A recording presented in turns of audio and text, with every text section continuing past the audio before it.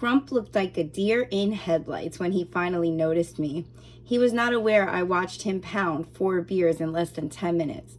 I was stunned myself. I felt disappointed.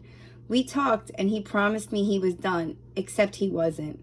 He had no intentions on stopping. He was looking me directly in my eyes and lying to my face. This disappointment turned into feeling betrayed. He disappeared on and off the rest of the night. He was so drunk his eyes went from brown to bloodshot black. Needless to say, I was beyond disgusted at this point. He was so overbearing, obnoxious, and extremely loud. My family got a kick out of it. They got good chuckles out of his foolishness. No one cared about me being pregnant and noticeably upset. They weren't going home with the butt of the joke. I was. I was maxed out, so we left. I just watched my new husband of 5 days break his first of many promises to me, his new pregnant wife. He was all revved up when we got in the truck. He wanted to keep the party going, in his own words.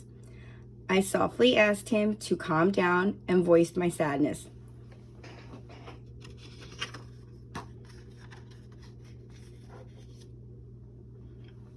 He said, "Shut your hole and get over it." Then he turned on death metal to drown me out.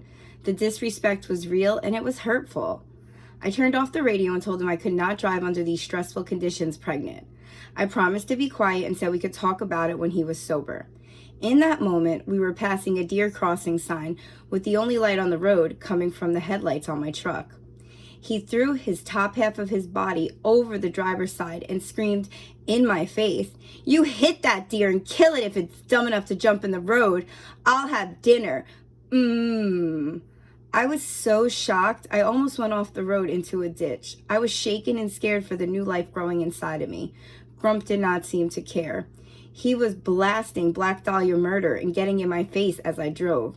It got so bad at one point, I pulled over on the side of Route 80, a major highway. I turned off the truck and got out. I was petrified and didn't know what to do.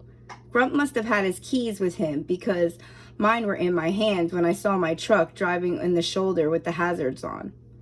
I could see that Grump was looking for me. I was scared that he would cause an accident, so I called him and asked him to please stop driving.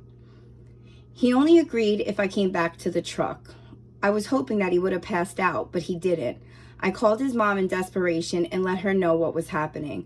I only agreed to drive if he stayed in the trunk and she stayed on the phone with me for me to feel as safe as possible in this situation. We still had a half-hour drive. He was so belligerent to his mom as she begged him to calm down until we were home. He literally could not control himself. I started crying so hard I could barely see. I was sure he was going to cause an accident and us, the baby, or someone else would be hurt on the road. Just before we made it back home, I told him to walk to his mother's house and sleep there tonight. I was shaking intensely from how shot my nerves were experiencing this waking nightmare pregnant. It's scary enough being pregnant, but being pregnant in a dangerous situation is the scariest experience. Words cannot describe it. The moment I parked, I ran into the house and locked the door behind me. This triggered Grump in ways I didn't see coming.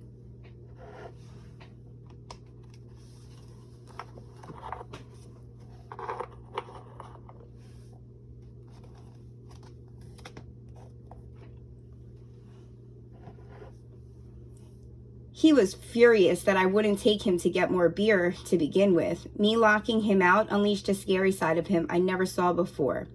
His temper could not be contained. He kept slamming his body against the front door until he broke it open, the deadbolt and all. The door was almost unhinged, just like he was. After he got in, he grabbed my arm and forced me out the back door into the yard and locked it. It was freezing and I was exhausted. It was after 2 a.m. and New Jersey nights could get cold in the springtime. As I sat in the yard crying in disbelief, his mom called to see if he was on his way to her house. She showed up 5 minutes after I told her what was happening. She tried to get him to go with her, but he refused. She stayed with me until he passed out. This was the first sign of violence in 9 years of us being together. My heart was broken. I will never forget the fear I had for my unborn child's life that night. It was only by the grace of God we ultimately made it home safely. Fast forward back to the present.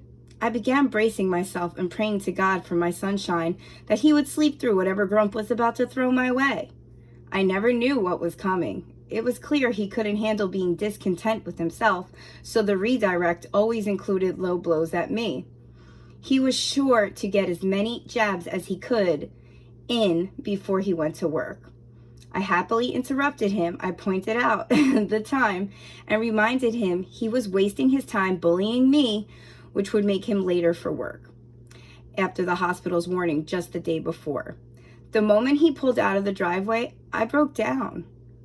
20 minutes had passed since Grump left, and I was still trying to calm down after this shakeup in my peaceful morning.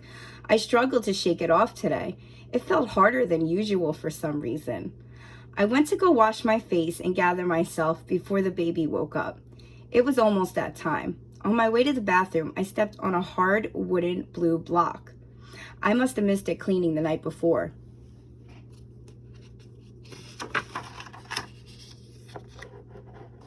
The pain was too much on top of what just happened. I let out a wailing cry in disbelief that such a beautiful morning turned so ugly. A minute later, I heard my happy baby warming up his vocal cords. This brought me right back to the cardinal singing his heart out this morning. The power of this moment was just what I needed to refocus. I understood I will always stumble across blue blocks in life. One bad moment did not equate a bad day. Grump and the blue block were one and the same. One caused emotional pain and the other caused physical pain. I had a choice to make in this moment, to fester in this low vibration or redirect back to where I started my morning. It was up to me to refocus my mental state back to that place of that original state of blissfully calm wholeness where it began, not just for my baby's sake, but for mine also. I chose to reclaim my power. This choice in itself gave me the authority over my own emotions. I dictate how I feel and refuse to allow anything outside of me to have that much power. This was an empowering lesson I will carry moving forward. I may not be able to control every situation. I may not be able to see every blue block on my path. And I may not have the authority over how others treat me, but I can and will always have control over what goes on underneath the surface within. No single experience or person can dictate how you feel unless you allow it.